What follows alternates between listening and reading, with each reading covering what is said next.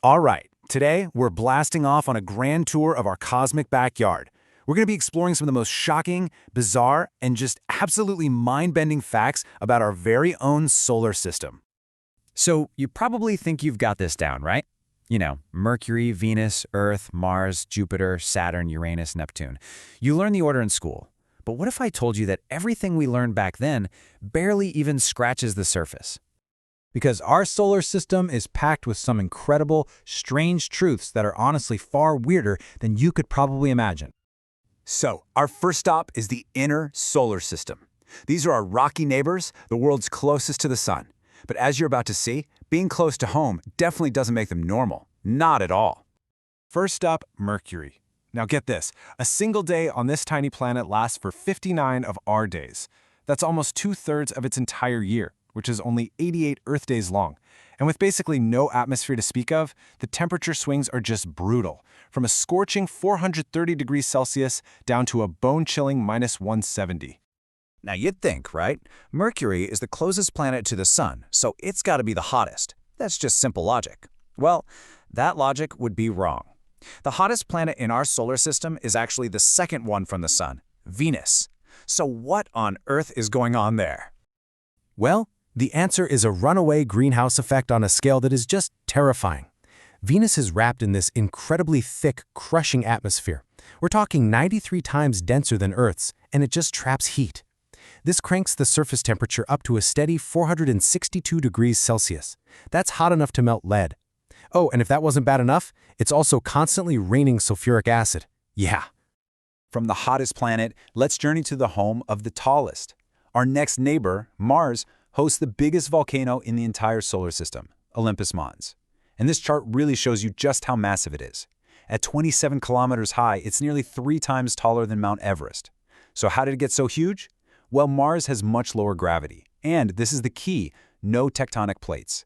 So the crust just sat over a single volcanic hotspot for billions of years, letting it build higher and higher and higher.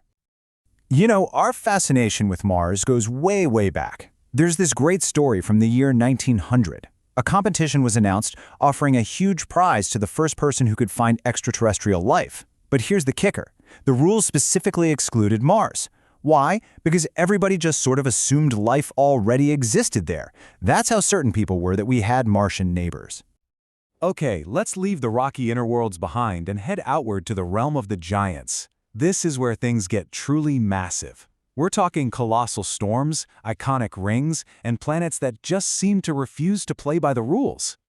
First stop has to be the king of the planets, Jupiter. It's home to the Great Red Spot, a hurricane so colossal that its winds rage up to 800 kilometers an hour. And the craziest part? We have no idea when it started. It was already churning away when we first pointed our telescopes at Jupiter centuries ago. And just to give you a sense of its incredible scale, the Great Red Spot is so vast, so immense, you could take our entire planet, Earth, and just drop it right inside with room to spare. It's a storm bigger than our whole world. Just let that sink in. Next up, Saturn, the jewel of our solar system. Now, the planet itself is ancient, but those famous rings, they're surprisingly young. So check out this timeline. Saturn forms way back here, 4.5 billion years ago. But the rings? They might have only shown up about 100 million years ago. Which means, and this is wild, while dinosaurs were roaming the Earth, Saturn might have just been a plain, ringless planet. Imagine that. And now for the solar system's true oddball, Uranus. See, while all the other planets spin more or less upright, kind of like tops, Uranus, well, it got knocked over at some point. Its axis is tilted so far over that it's basically rolling on its side as it orbits the sun. So what does a crazy tilt like that mean for its seasons? It means they are long and incredibly extreme. One pole will face the sun for 42 continuous years of summer, while the other side is plunged into a 42-year-long winter darkness. Can you even imagine a winter that lasts for 4 decades? Our final planetary stop is Neptune, the planet that wasn't found with the telescope, but with math. Astronomers noticed something was pulling on Uranus's orbit. They calculated where this unseen planet should be, pointed their telescopes, and boom! There it was. That beautiful blue color comes from methane in its atmosphere. It takes a staggering 165 of our years just to make one trip around the sun, and its immense gravity is slowly ripping its largest moon, Triton, to shreds. One day, it will be completely destroyed. Okay, we've toured all the planets, but now it's time for the real star of the show. Literally, the Sun.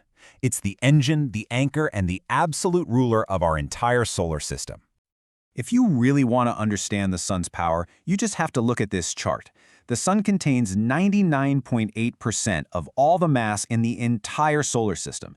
Everything else, that means all the planets, all the moons, all the asteroids, everything, is just that tiny little 0.2%. That's the kind of gravitational dominance we're talking about. It's what holds our whole neighborhood together.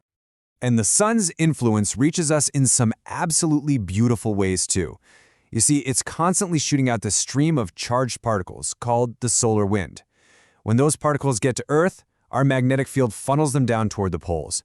And when they slam into the gases in our atmosphere, well, those collisions release energy as light, creating that breathtaking spectacle we know as the northern and southern lights.